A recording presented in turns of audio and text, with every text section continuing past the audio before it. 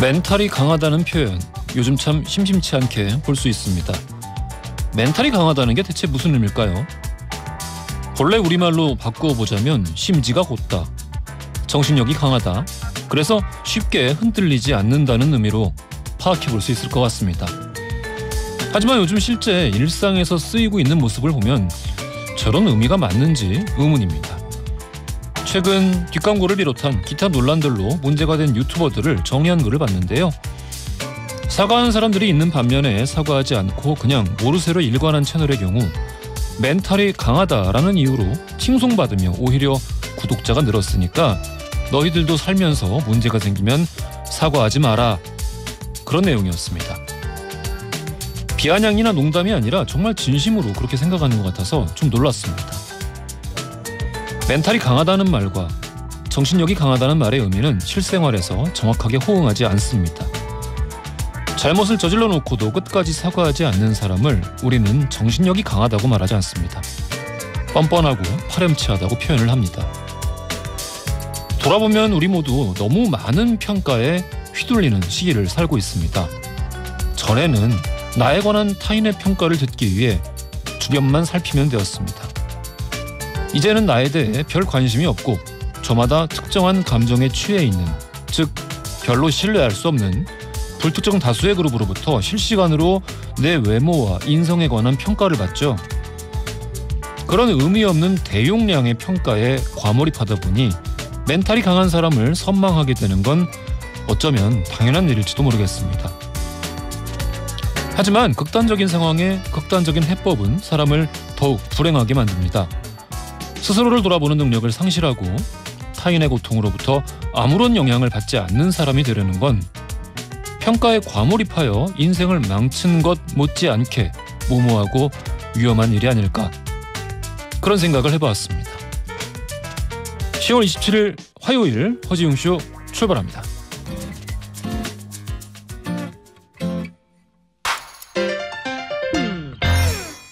허지웅쇼 1부 첫 곡으로 들려드린 곡은요, 악동 뮤지션의 리얼리티였습니다.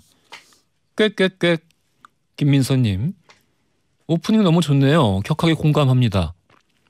이게 사람이 평가에 무심한 게 불가능해요. 그렇지 않습니까? 그거 보면은 우리 어렸을 때 왜 롤링페이퍼 막 반에서 돌리죠. 마니또도 하고, 그게 누가 시켜서 하는 게 아니잖아요. 그거 보면서 롤링페이퍼에 애들이 나에 대해서 적어놓은 거 보면은 재밌지 않습니까? 이게 본능인 것 같아요. 이게 기본적으로 사람이 진화를 하면서 원시 시대에 이게 스스로 객관화하는 게 어렵다 보니까 내가 내 스스로를 잘 모르잖아요.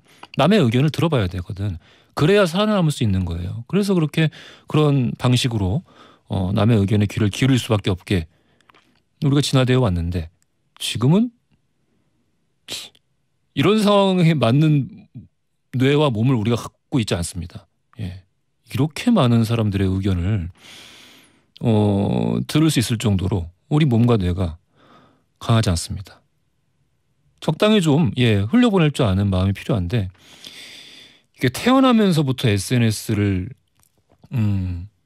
접하게 되는 친구들이 그래서 좀 걱정입니다. 이게 좀 너무 버겁지 않을까, 그런 생각이 들기도 하고. 그렇습니다. 김경철님, 아내한테 혼날 때도 멘탈을 강하게 잡고 있어요. 야 합니다. 자칫 잘못해서 한마디 하면은 100마디 이상 더 들어야 합니다. 라고 보내주셨습니다. 그렇군요. 혼나지 마세요. 9367님, 어젯밤 11시에 퇴근하고 오늘 아침 7시 반에 출근했습니다. 누가 시킨 건 아니고 빨리 끝내야 할 일이 있어서 그랬습니다. 근데 눈이 안 떠지네요. 지구력으로 버틴다고 해야 하나? 나이가 있으니까 체력이 안 됩니다. 라고 보내주셨습니다. 저도 참 많이 공감하는 얘기네요. 이게 평소에 저는 이제 12시 딱 치면은 자는데, 그리고 7시에 일어나는데, 그걸 좀 넘겨서 자면은 이제 좀 힘듭니다. 많이 힘듭니다. 다들 그렇다니까 좀 위로가 되기도 하고 그렇습니다. 자, 짧은 건 50원, 긴 건 100원이 드는 문자 샵 1035나 무료인 고릴라 또는 허지웅쇼 홈페이지에 사연을 남겨주시면 잠시 후 전지적 니 편 시점에서 이야기를 나눠보겠고요. 추첨 통해서 청소 이사 전문 영국 클리너스 필터 샤워기, 문서식 사이트 예스폼에서 문서식 이용권, 쫀득하게 씹고 풀자 바카스맛 젤리 신맛을 비롯한 다양한 선물 보내드리고 있습니다. 화요일이죠. 역사 이야기 나눈 날입니다. 야사의 달인 썬킴 교수님, 역사여행 전문가 박광일 작가님 모시고 안중근 의사 의거 111주년을 기념한 역사 속 의사들의 이야기 알아보겠습니다.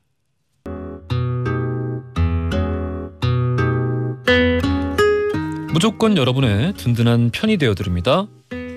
전지적 니편 시점, 오늘은 김향선님 사연으로 시작하겠습니다. 옹디, 저는 나이가 많습니다. 그런데 30년째 몸무게 앞자리가 4입니다. 엄한테도 얘기해 본 적 없는데 옹디한테만 자랑하는 거예요. 이런 자랑도 들어주시는 거죠?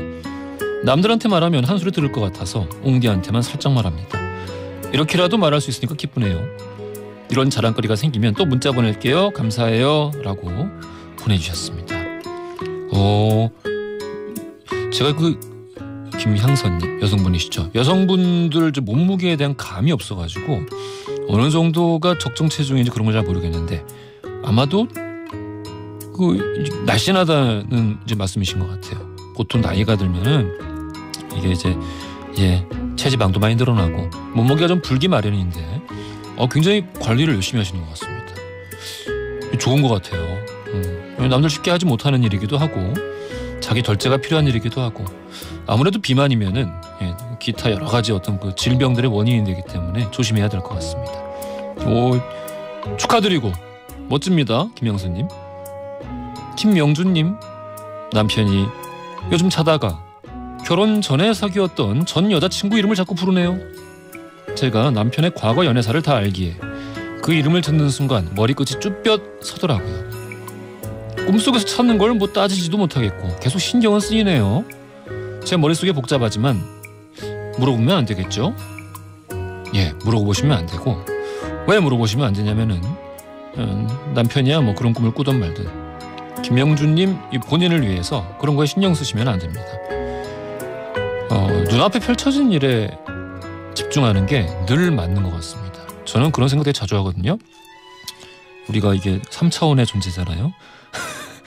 넓고 넓다는 수사로 온전히 표현할 수 없는 우주에서 굉장히 좀 보기 드문 존재이자 3차원적인 존재인데 다른 뭐 또 4차원적인 존재들도 있지 않겠습니까? 우리가 접촉 지점이 없으니까 못 만났을 뿐이지. 그런 4차원적인 존재들과는 달리 우리는 3차원적인 존재이기 때문에 과거는 이미 끝난 거예요. 우리한테 우리 존재는 과거는 이미 끝나서 사라졌고 미래는 아직 오지도 않았습니다. 신경 쓸 건 현실밖에 없어요. 지금 당장 눈앞에 거. 이게 3차원적인 필멸자로서 굉장한 어떤 그 어드밴티지거든요. 유리한 고지예요. 이거를 좀 적절하게 잘 살리고 살아야 되는데 늘 또 이제 과거에 묻히다 보니까 그런 장점을 잘 못 살리는 것 같습니다. 김영준님 과거 생각하지 마시고 눈앞의 것만 생각하시면서 일단은 행복한 가정을 위해서라도 그게 좋을 것 같습니다. 전태홍님, 옹디, 저희 부모님께서는 동네에서 유명한 백반집을 운영하고 계십니다. 그런 엄마가 아내에게 백반집을 물려주려고 6개월째 음식 비법을 열심히 가르치고 있습니다. 그런데 어느 날 아내가 이러는 겁니다. 자기야, 나 요리에 재능이 있는 것 같아. 나 식당 차릴까 봐. 저는 요리를 좀 더 배우고 부모님 식당을 물려받는 게 더 좋을 것 같다고 말렸지만 아내는 다음 날부터 식당 자리를 알아보고 있습니다. 어떻게 하면 아내를 설득해서 다시 엄마 곁으로 보낼 수 있을까요? 옹디 고견이 필요합니다. 다른 부분은 이제 어떤 개인적인 그 특수한 사정인 거니까 다른 건 모르겠고, 제가 말씀드리고 싶은 거는 이렇게 뭔가 많은 사람들이 고통을 받고 이제 좀 그 여러 가지 여건이 불비할 때, 이럴 때는 인생의 중요한 결정 하시면 안 됩니다. 많은 사람들이, 굉장히 많은 사람들이, 좀 지나치게 많은 사람들이 지금이 기회다. 지금이 어떤 계급 역전을 위한 유일한 어떤 그 기회다. 이런 식의 말을 팔고 다니는데 여기 현혹됐다가는 정말 큰일 날 수 있습니다. 이럴 때는 중요한 결정하는 거 아니라고 아내분 알려주시면은 이해하시지 않을까 그런 생각이 듭니다. 그런 얘기 하는 사람들은 본인들이 인생 역전하고 싶어서 그런 얘기 하는 거니까 그런 말들에 팔려가 다니시질 않길 바라겠습니다. 전시정 뒤편 시점 여러분의 다양한 사연도 기다리고 있습니다. 짧은 건 50원, 긴 건 100원이 드는 문자 샵 1035나 무료인 고릴라 또는 저희 허지웅씨 홈페이지에 사연을 남겨주시면 추첨 통해서 선물 보내드립니다.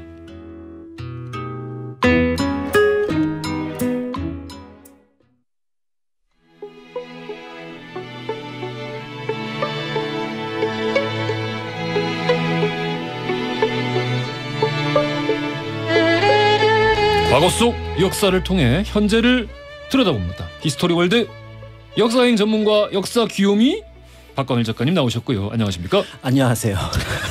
역사 귀요미라는 애칭을 많은 분들이 보내주셨습니다. 네네네. 줄여서 역귀.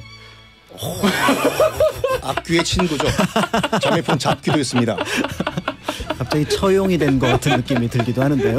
역귀 박광일 작가님 나오셨고요. 네. 야사의 달인 역사 개그맨 줄여서 역계 썬킴 교수님 나오셨습니다. 안녕하십니까? 알겠습니다. 저기 아까 전에 옛 이름을 잠고 다신다는 남편분 나름 생활 밀착형 연애 박사로서 제가 한 말씀 드리면 이 잠꼬대에서 옛 연인 이름이 나오는 건 대부분 악몽이에요. 그래서 뭐 이거 어떡하지 신경 쭈뼛쭈뼛 쓰지 마시고 이거 불쌍한 사람 토닥토닥 해주시는 게 낫습니다. 생명의 위협을 당하고 있다. 네, 꿈속에 악귀라니까 악몽이라니까. 이거 너 저리 가. 내가 너랑 헤어지는데 왜 와 절? 그러면서 이름을 자꾸 부르는. 이름 불러야지 알아먹을 수 있죠. 위기에 빠졌을 때 이름을 보통 부르지는 않는데. 애칭이라도. 그래요. 악몽이 악몽. 예, 잠시 동안 코너 속 코너 네. 썬킴의 연애 척척 함께했습니다. 김민영님이 이런 문자를 보내주셨어요.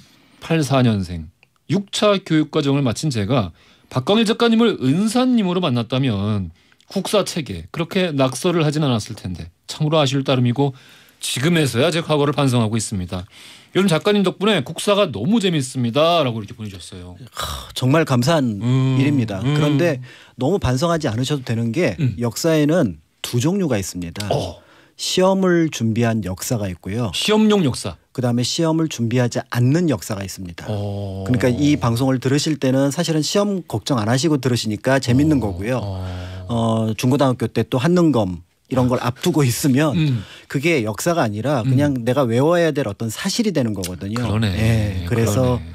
학교 다닐 때 역사가 재미없었던 건 역사 자체가라기보다는 그 공간이 시험 때문이었기 때문이다. 이렇게 보시면 될 것 같습니다. 맞아요. 전에도 말씀드렸습니다만은 그 역사 시간에 늘 뭔가 어거지로 웃기게 이렇게 기억해서 외우려고 노력했던 그 기억들. 맞습니다. 뭔가 막 콜럼버스가 신대륙을 발견했을 때 놀라서 구두를 떨어뜨려서 그렇죠. 아이 내 구두, 아이고 내 구두. 그래서 1492. 네, 더 헷갈리네요. 예. 그렇게 하지 않고 정말 그냥 내가 외워서 시험 칠 걱정을 하지 않고 듣는 역사는 원래 재밌다. 그렇습니다. 그 작가님 말씀이 정말 옳은 말씀인 게 뭐냐면 역사가 재밌을 수밖에 없는 게 뭐냐면 사람 사는 이야기예요. 맞습니다. 그래서 어떻게 보면 한 편에 두 편의 영화라고 할 수 있거든요. 그렇죠. 그 영화를 팩트만 외우다 보니까 지루할 수밖에 없죠. 1882년이 어떤 사건이란 1번, 2번, 4번, 4번 찍기 하면 이건 망하는 거지. 이거. 그렇죠. 그런데 이제 또 그 썬킴 교수님처럼 야사를 또 이렇게 같이 곁들여서 알고 있으면 정사가 이제 기억에서 날아가는 거죠. 그렇군요. 알겠습니다. 자, 오늘은 안중근 의사 의거 111주년을 기념한 역사 속 의사들의 이야기를 알아볼 텐데요. 이게 참 어제가 10월 26일이었잖아요. 네네네. 이날이 참 희한한 날 같아요. 돌이켜보면은 이날 그러니까 명량 대첩이 있었고 명량의 전이 10월 26일이었고 그걸 계산해 낸 분이 더 전 신기하다고 생각을 하고 있습니다. 또 난중 얘기가 있으니까. 네. 또 청산리 대첩도 마지막 날짜가 26일이었고 네. 안중근 의사의 이토부 히로부미 암살도 10월 26일이었고 네. 이게 되게 일본이랑 우리랑 뭐가 있는 날인가요? 그렇죠. 거기에 더해서 이제 1979년 10월 26일 이제 박정희 대통령 그 시해 사건도 바로 이날 있었기 때문에 그렇죠. 이제 근현대사에서 가장 또 뭐 큰 사건이기도 하고 그런 면에서 이제 여러분들이 10월 26일은 뭔가 특별하다 이렇게 생각을 했을 수 있을 것 같습니다. 어떤 의미를 좀 찾아보려고 노력을 하고 그러는 것 같습니다. 자, 많은 분들이 의사라는 칭호를 이제 쉽게 쓰시고 어떤 분들은 또 이제 열사 혹은 뭐 이제 애국지사 이런 칭호를 쓰기도 하시는데 요즘 그 의미들의 차이가 좀 있겠죠? 차이가 있긴 한데 사실은 크게 걱정하지 않고 쓰셔도 돼요. 그런데 이제 국가보훈처에서 얘기를 하기를 이제 열사라고 하면은 나라를 위해서 국가를 위해서 그러니까 민족을 위해서 자기 지조 절개를 지킨 분 보통 이렇게 표현을 합니다. 그러니까 이제 보통 유관순 열사라든지 이준 열사처럼 구체적인 어떤 행동을 하지 않았지만 결국은 순국을 하게 되는 이제 이런 사례를 이제 보통 열사로 지칭을 하고요. 그다음에 이제 의사라고 하면은 구체적인 계획을 세우거나 또 무력을 동원해서 또는 조직을 이끌고 어떻게 보면은 우리를 침략한 적을 공격하는 사례 예를 들어 윤봉길 의사라든지 그러네요. 안중근 의사 같은 경우가 여기에 해당을 하고요.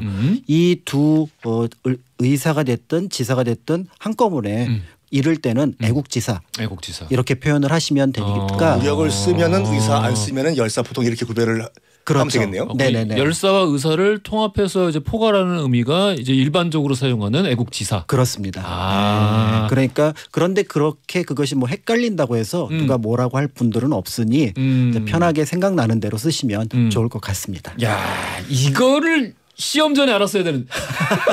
시험에 안 나왔어요. 내가 수업 시간에 열심히 집중했는데 안 나와 이런 거죠. 그렇군요. 네. 알겠습니다.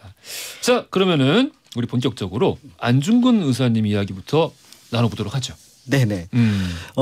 안중근 의사에 대해서 이제 보통 많은 분들이 생각하는 것 중에 이제 일반적으로 이제 1909년 10월 26일 하얼빈 역에서 이토를 처단한 것에 대해서는 많이 들어보셨을 텐데 그렇죠. 이제 그러다 보니까 이제 안중근 의사를 굉장히 높이려고 하는 경향이 있는 것 같아요. 그래서 뭔가 좀 신화적인 어떤 분위기를 만들어내다 보니까 뜻밖의 사실이 아닌 것들이 이제 시중에 어떤 좀 퍼진 것들이 있는데 그것 중에서 한 두어 가지 정도를 말씀을 드리려고 하는데 제가 알고 있는 거는 명사수, 슈퍼 명사수. 맞습니다. 그거는 명백한 사실이고. 그렇죠. 왜냐하면 안태원 진사 아버지가 그 청계동에 있을 때부터 계속해서 훈련을 쌓았고 실제로는 이제 총을 들고 말 위에서 어떤 쏘는 연습들을 많이 했었기 때문에 야, 말 타고. 네. 다만 이제 굉장히 얌전했던 것 같아요. 모범생 스타일이었던 것 같아서 김구 선생 백범일제 보면은 역시 이 부잣집 도련님은 좀 달라. 이렇게 김구 선생님이 보시기에는. 근데 어렸을 때 김구 선생님이랑 안중근 선생 별로 좀 인연이 안 좋지 않나요? 안 좋았지만 나중에 몸을 의탁을 하게 됩니다. 서로 평가가 박했던 걸로 알고 있는데. 그럼에도 불구하고 김구 선생은 나중에 안중근 의사를 독립운동의 일종의 상징이라고 생각을 그렇죠. 했어요. 예. 네네, 그렇게 생각을 했던 분이었는데 아무튼 그러다 보니까 이제 몇 가지가 그 안중근 의사가 썼던 그 총알에 보면은 십자가가 그려져 있어요. 앞에 맨 앞에 천주교 신자셨죠. 그래서 이제 그렇게 연결이 되는데 실제로는 당시 연해주 쪽 그러니까 그 블라디보스톡 쪽에서 판매를 하는 총알에 살상력을 높이기 위해서 전부 다 십자를 그었던 거예요. 그것이 이제 도마 천주교 신자이기 때문에 그렇게 썼다라고 사람들이 알고 있는 거죠. 그렇죠, 그렇죠. 네. 야, 요거는 저도 몰랐네요. 그래서 이제 보통은 이제 그런 속설들이 전해지고 있지만 사실은 그건 속설일 뿐 실제로 당시에는 살상력을 높이기 위해서 연해주 일대에 판매가 됐던 총알들은 대체로 이러한 모습이었겠다. 이제 이렇게 보시면 될 것 같고요. 보통 영화를 보면 이제 그 뱀파이어를 처단하기 위해서. 그렇죠, 그렇죠. 은총알에 십자가를 새겨서 네네네네. 예, 이렇게 하기도 하는데 이게 그냥 당시에 팔던 총알이 이랬군요. 그렇습니다. 그다음에 이제 두 번째는 이제 사실은 저렇게 할 노력이면은 사실은 어떻게 이제 이토를 처단할지 그 계획을 세우는 게 훨씬 더 중요했을 것 같고요. 예. 그다음에 이제 그런 오히려 안중근 의사의 그 신앙심이 드러났던 거는 사실은 죽음과 관련이 있습니다. 나중에 이제 상고를 포기하고 나서 이제 책을 쓸 어떤 시기를 달라는 요건을 이제 제안을 하지만 그걸 이제 일본에서 거부를 하죠. 그러면서 이제 자신의 어떤 사형 집행일을 요청을 하는데 그게 3월 25일입니다. 3월 25일. 그런데 이날이 하루가 연기가 돼서 3월 26일이 되거든요. 그러니까 또 여기에 어떤 속설이 붙냐면 10월 26일 날 이토가 죽었는데 그 5개월 정확한 뒤에 날짜를 맞추려고 일본이 그랬다. 이렇게 얘기를 하는데 이것도 사실은 이제 속설인 게 그 25일을 이제 그 안중근 의사가 정했던 이유는 예수 승천일이었기 때문에 그날을 정했던 거예요.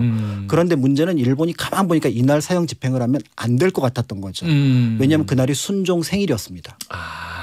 그러니까 어떤 그 시민 운동으로 연결될 가능성이 있으니까. 그렇죠. 안중근이라는 인물 자체의 그 죽음 자체를 가능하면 알리지 않아야 되는데 이게 만약에 알려져서 순종 생일과 관련해서 딱 터지게 되면은 이게 굉장히 큰 사건이 될 수 있다. 그래서 하루를 연기를 해서 26일 날 사형을 집행을 했던 거니까 그런 면에서 이제 이런 어떤 얘기가 도는 것은 이해가 되는 게 사실은 안중근 의사의 어떤 업적이나 이런 게 굉장히 크니까 그럴 수 있다고 보지만 사실은 실제 왜 이토를 쏘았고 그다음에 안중근 의사가 그 어떤 생각을 가지고 이 거사를 치렀는지를 생각하면은 굳이 그런 신화적인 얘기가 아니어도 충분히 안중근 의사를 높일 수 있지 않을까 이런 생각이 들어서 일단은 속설에 대해서 한두 가지 짚고 넘어가겠습니다. 알겠습니다. 우리 안중근 의사님에 대한 이야기 나눠보고 있는데요. 여기서 돌발 퀴즈 드리겠습니다. 서울 용산구에 있는 이곳에서는요. 안중근 의사 의거 111주년을 맞이한 기념식이 열렸는데요. 이곳은 안중근 의사의 가묘가 있는 곳이죠. 자, 이곳에서는 안중근 의사뿐만이 아니라 백번 김구 선생을 비롯한 독립운동가 묘소도 함께 자리에 있습니다. 이곳은 과연 어디일까요? 보기 드리겠습니다. 1번 효창공원, 2번 탑골공원, 3번 마로니에 공원. 힌트. 예전에 우리 고대 한국 사회에서는 삼강오륜 처벌단이라고 강상의 죄를 묻는 그런 사등단이 있었습니다. 불효를 하는 자식들에게 벌을 내려요. 받아라! 효창이다! 또 표창을 개조한 거죠. 흉 효창! 맞으면 갑자기 어머님 사랑합니다. 효자가 된다는 그런 그런 아름다운 이야기가 있군요. 맞아요. 삼국유사 나와 있는 거예요. 정답을 아시는 분들 짧은 건 50원, 긴 건 100원이 드는 문자 샵 1035나 무료인 걸로 보내주십시오. 추첨 통해서 선물 보내드리겠습니다. 효의 디저트 듣고 2부로 돌아오겠습니다. 허지용 쇼.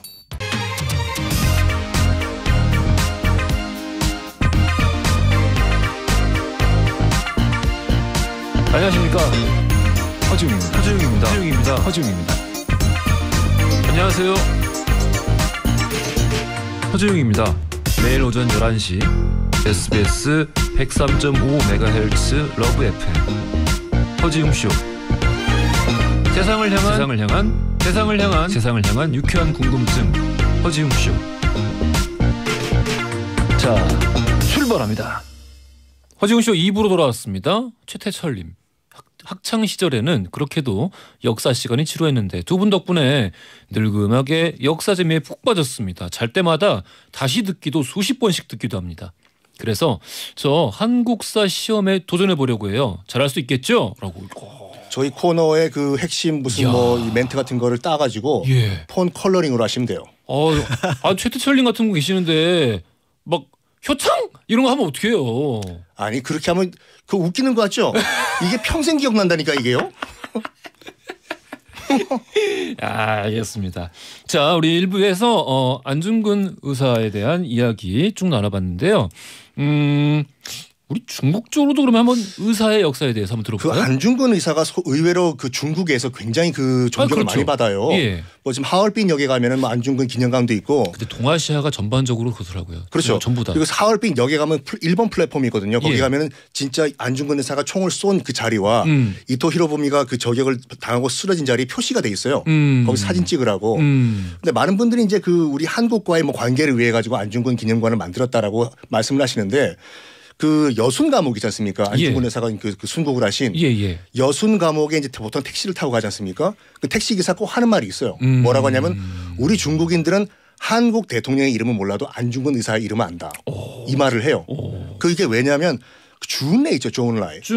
주은래가 정말 존경했던 인물이 안중근 의사인데 그 등영초라고 해가지고 중국의 대모, 그러니까 중국 국모라고 하시는 분이에요. 그러니까 그 주은래의 그 부인이시죠. 그러니까 모택동이 정말 그 주은래를 그 숙청을 하려고 해도 할 수가 없었던 것이 털어도 나오는 게 없어. 너무 검소해가지고. 그러니까 등영초 그 여사와 결혼했을 때 8가지 8개조라고 해가지고 서로 신뢰하고 서로 사랑하고 서로 용서하고 이걸 이제 실천했는데 죽은 후에도 난 절대로 매장하지 마라. 인민들에게 피해가 가기 싫다. 했던 등영초와 이 주은래가 만났던 계기가 뭐냐면 그 1919년 5월 4일 날 오사운동이라고 중국의 3.1운동이 비슷한 게 있거든요.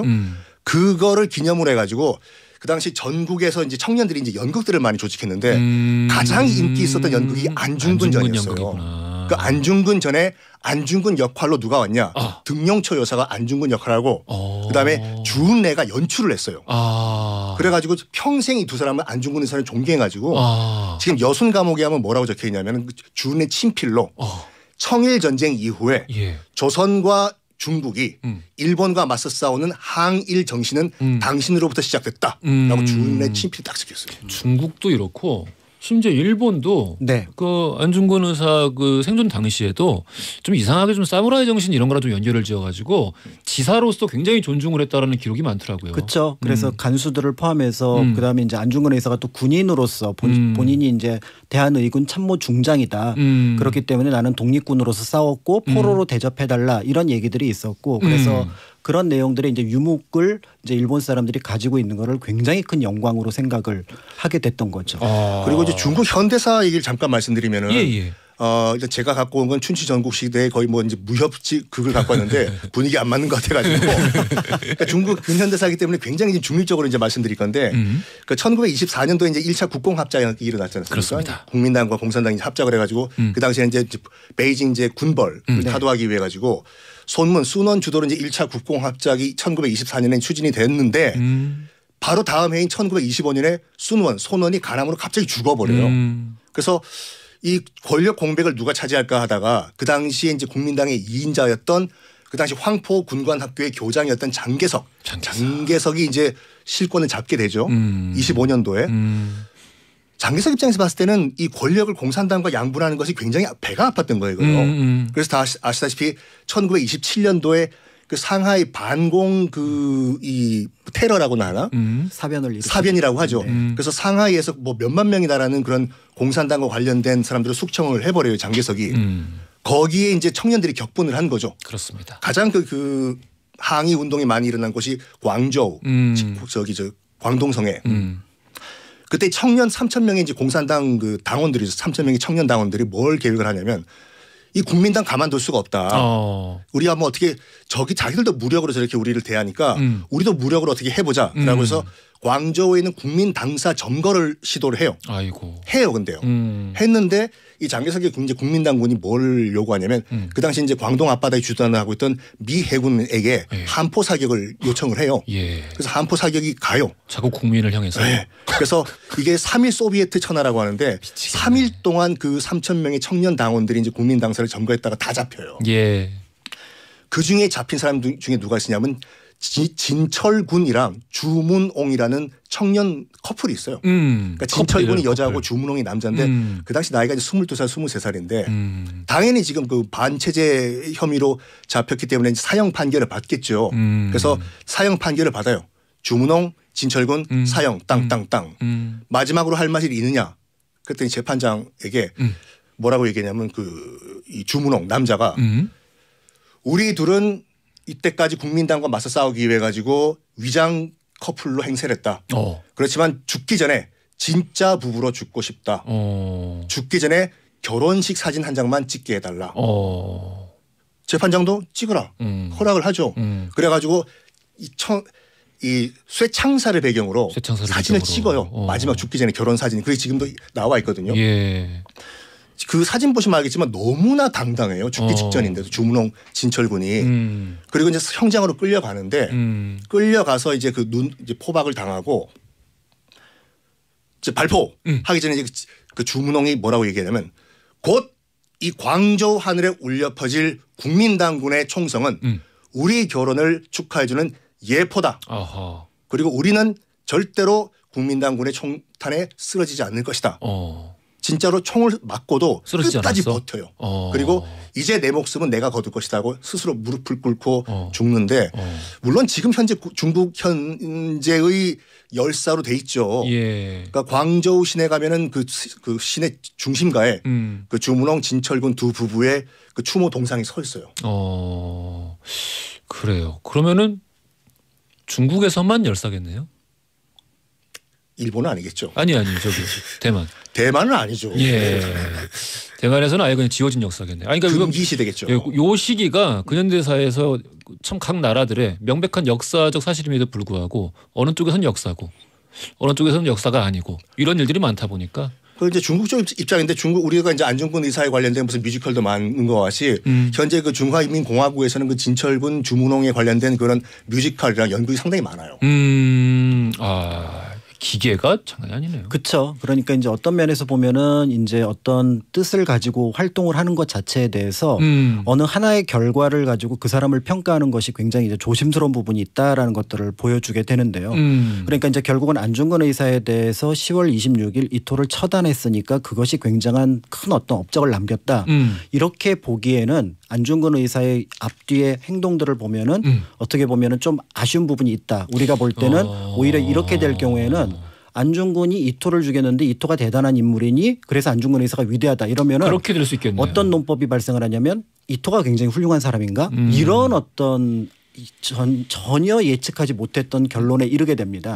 그런 면에서 우리의 시선을 안중근 의사로 좀 집중할 필요가 있는데요. 그러니까 인간 안중근을 파악하기 위해서는 10월 26일 단 하루에 우리가 집중해서는 안 된다는 말씀이시잖아요. 그렇죠. 예. 그래서 가장 대표적인 게 뭐냐면 이제 지금 그 썬킹 교수님이 얘기하셨던 것과 비슷한 케이스인데 안중근 의사가 그 총을 쏘고 나서 이토를 처단하고 나서 그 다음에 어떤 행동을 보였느냐. 그 다음 결국은 자결하지 않았다라는 거죠. 그래서 처음에 러시아 쪽 문서에서는 이 사람들이 통역이 문제가 있어서 그러니까 처음에 이제 안중근 의사를 처음 잡아갔던 건 러시아 그 경찰입니다. 군인들이 12시간 동안 취조를 해요.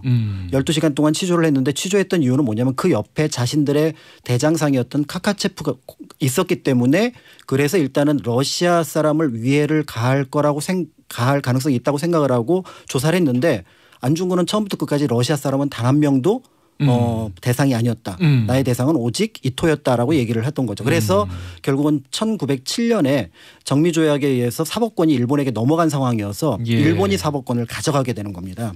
그런데 그때 이제 그 안중근 의사가 어떤 생각을 했냐면 왜 자결하지 않으려고 했냐라고 물어봤더니 1905년 을사늑역까지 우리나라의 수많은 독립운동가가 외국 기자들한테 외국 그 외교관들한테 우리나라가 지금 문제가 있다. 일본의 압박이 굉장히 큰 어떤 폭력을 동반했다라고 얘기를 하는데 아무도 들어주질 않는 겁니다. 그런데 안중근 의사 머릿속에는 어떤 게 있냐면 이토를 처단했으니 이제 재판이 열릴 거고 재판이 열리면 이토 정도의 거물이라면 전 세계에서 시선이 집중될 거다. 그렇지. 그러면 여기서 기본적인 어떤 1심이 있을 거고 그다음에 항소심이 있을 거면은 자연스럽게 거기에서 굉장히 많은 언론들이 들어올 거다. 그래서 사실을 알릴 수 있다. 그래서 이거를 재판을 하나의 투쟁 과정으로 바꾼 겁니다. 그러니까 전혀 그러니까 포로라서 어떤 죽을 이유가 없기도 했지만 한편으로는 재판 과정 자체를 굉장히 중요하게 생각했던 거죠.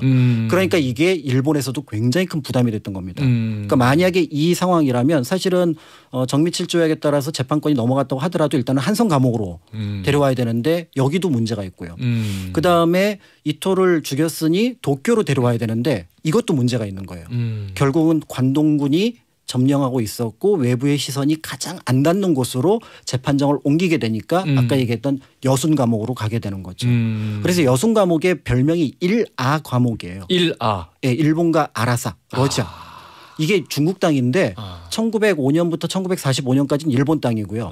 1945년부터 1955년까지는 소련 땅입니다. 그러니까 55년에야 비로소 돌려주는 땅이 돼요. 이제 그러니까 1화 감옥에 들어갔으니 당시로서 이제 관동군 안에서 이 재판을 하게 됐던 건데 결국 이제 여기서 안중근 의사의 의도하고 벗어나서 방청객이라든지 기자라든지 모든 사람들을 일본 쪽 사람들로 가득 채우게 되는 거죠. 그래서 결국 거기서 절망을 하게 되지만 그럼에도 불구하고 이 재판까지도 일정한 투쟁의 연속선상에 넣었다라는 면에서 명백한 계획에 의해서. 그렇죠. 안중근 의사가 어떤 목표를 가지고 이 과업을 수행해 나갔는지 이런 것들을 볼 수가 있고요.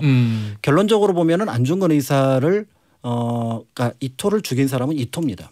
1905년까지 안중근 의사는 삼흥학교 도내학교라는 학교 교장 선생님이었어요. 맞습니다. 그런데 을사늑약이 체결되면서 더 이상 교육이 큰 가치가 없다라고 판단을 해서 의병에 투신을 하고 그다음에 그 의병 자체도 무너지게 되니까 결국은 이 문제가 어디에서 비롯됐느냐.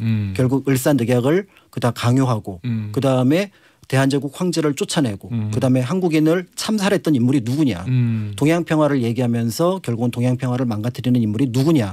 이토였던 거죠. 그런데 일본 측 주장을 들어보면 정말 황당한 게 뭐냐면 뭐라고 얘기하나요? 이토 히로부미가 이제 그 저격을 받은 다음에 물어봤대요. 바로 즉사한 건 아니에요. 누가 쐈냐?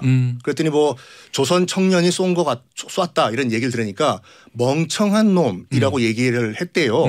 그걸 보고 이제 일본인들은 뭐라고 얘기하냐면 이토 히로부미를 안중근 의사가 이제 이제 저격을 함으로써 이 한일 병탄 만국이 더 빨리 왔다. 이토 히로부미가 더 집권을 했다면 조선에서 통감이든지 무슨 뭐 총독이든지 그렇게 뭐 일본 제국주의가 통치라는 조선은 나중에 왔을 것이다. 그러니까 데라우치가 일찍 오지 않았을 것이다. 그런 식의 시선이 있는 건 사실이에요. 왜냐하면은 그 일본 그 내부 상황에 의하면은 어찌됐든 이토 히로부미는 그 와중에는 온건파였기 때문에 또 그런 말 한다니까요. 예. 그러면은 어떻게 받아들이면 좋을까요, 우리는? 그런 얘기를 들었을 때. 그러니까 그 멍청한 놈이라는 의미가 어떻게 해석하냐에 따라서 그게 굉장히 다른데 제가 봤을 때는 그 일본인들의 주장은 아닌 것 같아요. 사실은 이제 그런 것들은 나중에 이제 12월 달에 재판에서 밝혀지게 되는데요. 당시 이제 재판장이 이토가 죽은 것에 대해서 아느냐라고 안중근 의사에게 물어봅니다. 그랬더니 안중근 의사가 깜짝 놀라면서 죽었냐. 그러니까 우리는 당일날 죽은 거를 알고 있지만 안중근 의사는 12월 22일까지 몰랐던 겁니다. 그러면서 안중근 의사가 거꾸로 되묻습니다. 혹시 조선 침략에 대한 잘못을 생각했느냐 아니면 자기를 죽인 것이 조선 사람인 걸 아느냐. 안중근 의사는 그것조차도 중요했던 거예요. 그렇지. 네가 왜 죽는지는 알고 죽어야 된다. 그걸 알았어요. 그 조선 청년이 쐈다.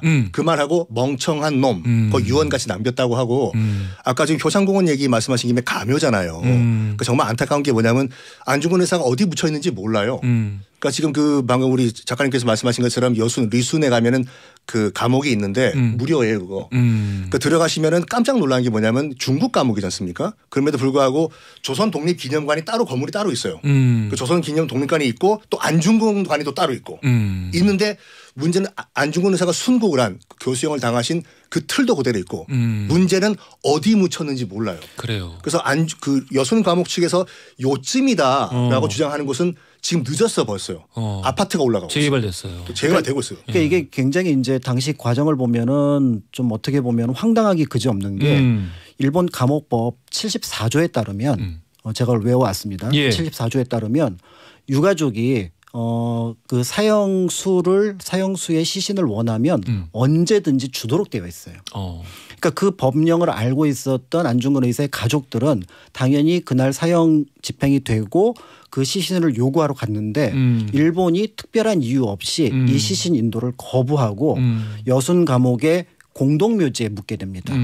그러니까 그 공동묘지가 개발이 돼버리는 바람에 결국 우리는 안중근 의사의 유해를 찾을 수가 없게 된 거니 한편으로는 우리는 이제 이토의 처단에 대해서 분노를 하지만 한편으로는 정당한 방식으로 그 시신을 인도해야 되는데 그것도 불법을 저질렀던 거죠. 그러니까 재판장을 옮긴 것도 불법이고요. 그다음에 재판 과정에 대해서도 변호를 하지 않고 심지어는 상고를 하지 않고 기간을 달라고 그랬더니 그걸 당긴 것도 불법이었고 무엇보다도 시신을 인도하지 않은 것도 불법이니까 사실은 1909년 전후의 상황들을 놓고 보면은 굉장히 어떻게 보면은 안타까운 일들이 많았고 그 와중에 투쟁을 했던 안중근 의사의 의지가 뜻이 어땠는가 이런 것들을 보면은 대단하다고밖에 할 수가 없는 거죠. 정말 더욱더 가슴 아픈 건 뭐냐면 일제 말기에 이제 일제 그 조선 총독부에서 뭘 추진하냐면은 안중근 의사의 아들과 이토 히로부미의 아들을 서로 한 자리에 앉혀놓고 화해를 시켜요. 이게 좀 상당히 가슴 아픈 역사입니다. 그러니까 그때 이게 정설인지 아닌지 모르겠지만 안중근 의사의 아들이 이런 말 했죠. 아버지가 나한테 해준 게 뭐가 있냐고. 아버지는 정말 의사였지만 나는 그 일제치하에서 이 조선에서 살면서 정말 생고생 다 했다. 나는 사과하겠다. 그 아들의 글을 당대 그 일본 모든 전 그 제국 신문들이 그 일면에 다루고 사진을 같이 싣고 참 뭐 그 사람의 인생을 우리가 뭐 쉽게 뭐 이야기를 할 수는 없겠습니다만은 그렇죠. 하지만 좀 안타까운 일인 건 사실이죠. 그런 면에서 어쨌든 안중근 의사에 대한 부분들을 어느 한 면으로 보기보다는 또 그리고 몇 가지 에피소드로 이해하기보다는 전반적인 의미로 보면 좋을 것 같고요. 무엇보다도 안중근 의사가 이토를 처단했던 결정적인 이유는 아까 잠깐 말씀드렸던 동양 평화를 망가뜨렸답니다. 지금 이제 한중일 상황이 굉장히 서로 긴장 관계에 있는데 안중근 의사 그때 얘기를 뭘 했냐면은 학교를 같이 세우자. 그다음에 돈을 통일하자. 그러니까 지금의 유럽 연합에서 보여지는 것처럼 서로에 대한 이해가 있어야 평화를 무너뜨리지 않는 왔는데 일본은 늘 동양 평화는 어떻게 해야 되냐면 자신이 앞장서고 한국과 중국이 쫓아와야 된다고 생각을 했던 거예요. 근데 결국은 그게 폭력이었고 결국 태평양 전쟁으로 대동아 공영이라는 이름으로 이루어지거든요. 그런 면에서 볼 때 허울뿐인 어떤 그 평화론이라는 것보다는 실질적으로 그들이 어떤 방식으로 폭력을 행사했는지 그런 면들을 사실은 또 일본 쪽에서도 알아갈 필요가 있지 않을까. 그래서 일개 암살범으로 이해하기보다는 동양 평화라는 관점 1919년 이후에 42년까지 일본이 어떤 상황에 처했는지 그래서 전쟁 속에 휘말려갔던 자신들의 역사에 대해서 좀 안중근이라는 인물을 통해서 살펴보면 어떨까라는 것도 생각을 하게 되는 거죠. 그렇습니다. 현 일본 총리 스가 요시히데 그렇습니다. 전 관방장관 이 공식석상에서 이런 말했죠. 안중근은 테러리스트다. 뭐 이제 그 나라에서는 그렇게 얘기를 하고 싶겠죠. 공식적으로. 예. 네. 이게 아까 뭐 선킹 교수님도 언급을 해주셨습니다만은 아까 뭐 안중근이 이제 이토 히로부미를 뭐 암살한 게 이제 뭐 어리석은 일이다라고 이제 평가하는 어떤 시선들이 있는데 그 역사적인 사건의 이제 가정이었고 서로 다른 사건과 사건을 인과관계로 억지로 연결하려는 시도가 굉장히 좀 어리석은 일인데 만약에 그 논리를 그대로 받아들여서 되갚아 준다면은 사실 이런 말도 가능한 거 아닙니까? 이토 히로부미 온건파였고 이토 히로부미 암살 이후에 결국에는 그 국내 이제 극우들이 득세를 해서 태평양 전쟁에 앞당겨지지 않았습니까? 그렇죠. 그리고 어차피 시작부터 질 수밖에 없는 전쟁을 시작하게 되었고 네. 일본 패망에 앞당겨지지 않았습니까? 근데 시도를 해봐야 되는 것이 뭐냐면 오늘 제가 준비하는 거 하나도 못했는데 예. 사마천 사기 보면 그 자객 열전이 있어요. 그 자객 열전에 맨 처음에 뭐라고 그 사마천이 썼냐면은 자객이 어떻게 보면 우리 식으로 보면 테러리스트잖아요. 그렇습니다. 몰래 죽이는 거기 때문에 그게 아니라 정말 모든 사람이 죽을 수 있는 전쟁을 막을 수 있다면은 한 사람의 목숨의 희생과 칼 한 자루 마루로 막을 수 있다면 그건 정말 의로운 행동이 아닌가 이렇게 사마천이 얘기했죠. 사마천이. 네. 선신 교수님의 생각도 둘이 친해요. 친해요. 혹시 어떤 신시대 특징도 비슷하고 마천 형이랑 알겠습니다. 알겠습니다. 네. 자, 돌발 퀴즈 정답 알려드려야죠. 안중근 의사의 가묘가 있는 이곳 바로 1번 효창공원이었습니다. 당첨자 명단은 선고표란에 올려놓을 테니까 확인 꼭 부탁드리고요. 오늘도 너무 재밌었습니다. 역사 속 의사들의 이야기 함께했습니다. 지금까지 박광일 작가님, 선킹 교수님이었습니다. 감사합니다. 네, 감사합니다. 자, 내일은요. 찰떡호흡 부부개그단 강재준, 이은영 씨 만나보겠습니다. 두 분에게 궁금하신 점 이 맛에 산다 코너에 남겨주시면 추첨 통해서 선물 보내드리겠습니다. 오늘 주제와 관련 있는 노래죠. 끝곡으로는요. 정성화의 영웅 띄워드리겠습니다. 이 곡 들으시면서요. 저는 내일 아침 11시에 다시 찾아뵙겠습니다. 지금까지 허지웅이었습니다.